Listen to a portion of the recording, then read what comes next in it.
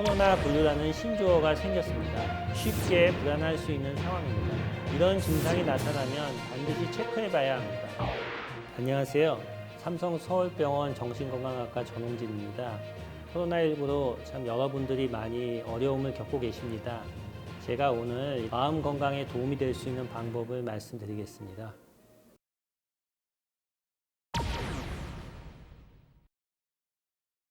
코로나가 지금 우리나라뿐만 아니고 전 세계적으로 문제가 되고 있는데요. 사실은 누구나 다 처음 겪는 상황입니다. 감염이 되지 않을까 이렇게 걱정하시는 분들 많이 계시고요. 집에서 사회적 거리 두기를 실천하고 계시죠. 그러다 보니까 이전하고 다르게 조금 불안도 증가되고 잠도 안 오고 예민한 경우가 많이 좀 증가되고 있습니다.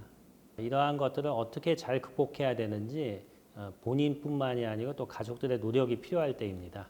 알베르 까뮈의 소설 페스트를 보면 이런 구절이 나옵니다. 페스트 환자가 되는 것은 참 피곤한 일인데 페스트에 걸리지 않으려고 노력하는 것도 상당히 힘든 일이다. 코로나에 감염되고 또 치료받는 것도 힘들지만은 그것에 대해서 지금 이렇게 예방을 하고 피하려고 노력하는 것도 상당히 어려운 일이다 이렇게 볼 수 있겠습니다. 우리를 피곤하게 하는 원인들을 생각해 보면 첫 번째로는 이제 수많은 보도, 텔레비전 보도, 또 인터넷에서 수많은 정보들이 우리를 피곤하게 합니다.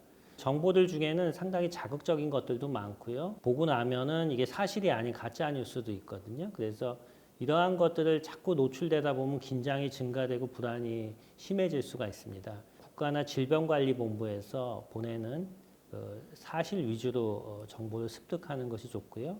두 번째는 회사에 나가거나 일을 하다가 집에만 있게 되면 재택근무를 하게 되죠. 그러다 보니까 생활의 리듬이 흐트러지게 됩니다. 그러니까 밤에는 늦게 자게 되고 낮에는 또 늦게까지 잠을 자게 되죠. 그러다 보니까 밤낮이 바뀌게 되고 스트레스가 누적되고 피로가 생기게 됩니다. 세 번째로는 우리가 늘 하던 운동이나 동호회 활동이나 스트레스를 푸는 활동들이 지금 하기 어렵게 됐습니다. 그러한 것들이 실내에서 하는 운동들이 지금 다 지금 취소되고 있죠. 그러다 보니까 스트레스를 해소할 수 있는 일이 줄어들게 되고 그것 때문에 긴장이나 불안이 증가되게 되는 측면도 있습니다. 코로나19로 인해 불안 반응을 느끼면 우리 몸이 그런 불안에 의해서 교감신경계라 그래서 긴장에 반응하는 신경계가 활성화되게 됩니다. 그래서 첫 번째는 심장의 반응이 일어나는데 이전보다 심장이 빠르게 뛰고 또 심장이 답답한 느낌을 받게 됩니다. 그 다음에 호흡기계로는 이제 숨쉬기 어려운 것 같고 기침이 나는 것 같고 이런 증상이 있고요. 위장관은 소화가 잘 안 되고 뭐 설사가 나거나 뭐 배가 아픈 이런 증상이 있을 수 있습니다. 그리고 신경계 머리 쪽으로는 머리가 아프고 어지럽고 이러한 증상이 있을 수가 있죠. 우리가 불안하다고 느끼기보다는 우리 전신에서 긴장 반응이 일어나게 되고 그러한 것들 때문에 우리가 오히려 힘들게 됩니다. 그래서 그러한 신체적인 변화가 일어날 때 이것이 우리가 긴장을 하고 있지 않은가 또 몸이 거기에 반응을 하고 있지 않은가 이거부터 먼저 생각을 하는 것이 좋습니다.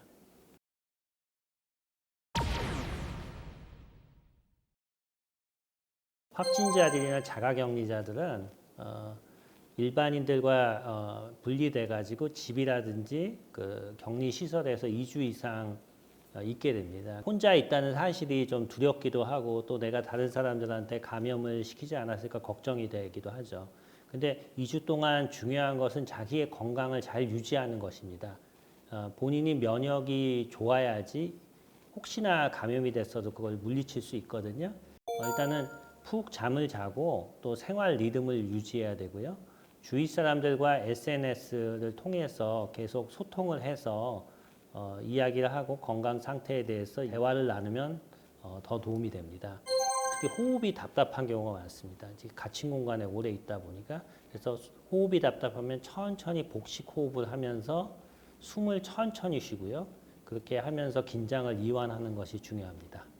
확진자나 자가격리를 한 분들은 사실은 굉장히 좀 두려움도 있고요. 또 다른 사람한테 알려질까 봐 걱정도 되죠. 그분들이 사실은 격리를 하고 있고 본인이 집에 있고 다른 사람과 노출을 막고 있기 때문에 우리가 감염에서 자유로워질 수 있는 거거든요. 그러니까 그분들을 응원을 해주고 또 전화나 통신을 통해서 직접 만나서는 안 되겠지만은 격려를 해주는 것이 중요합니다. 직장에서는 이제 출근할 시간인데 집에 있다 보면은 가족 간에 이 갈등이 생기게 쉬워요. 특히 아이들도 집에 있고 부인도 집에 있고 또 삼시세끼를 집에서 다 해결해야 되거든요.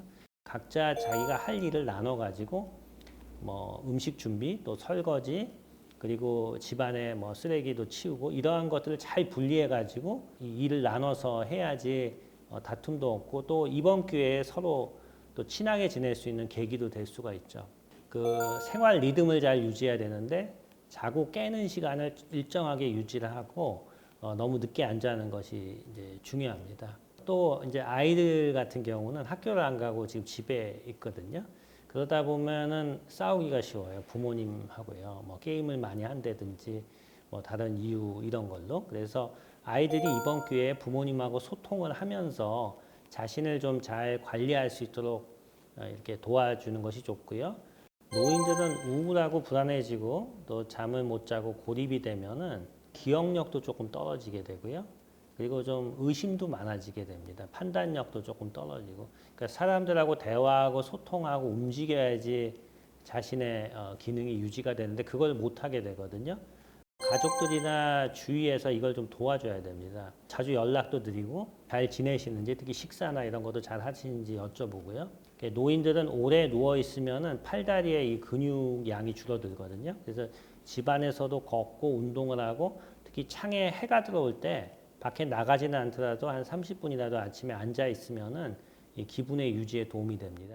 중요한 거는 이러한 자신이 가지고 있는 이러한 정신건강 관리를 통해서 이 불안을 떨쳐낼 수가 있습니다. 집안에서 할 수 있는 운동, 생활 리듬, 그 다음에 취미 이러한 것들을 갖다 보면은 그러한 걱정이 줄어들고 자기의 생활에 새로운 발견을 할 수 있는 이러한 계기가 될 수도 있다고 생각이 듭니다. 모두 힘내시고 이번 고난을 잘 극복하기를 바랍니다.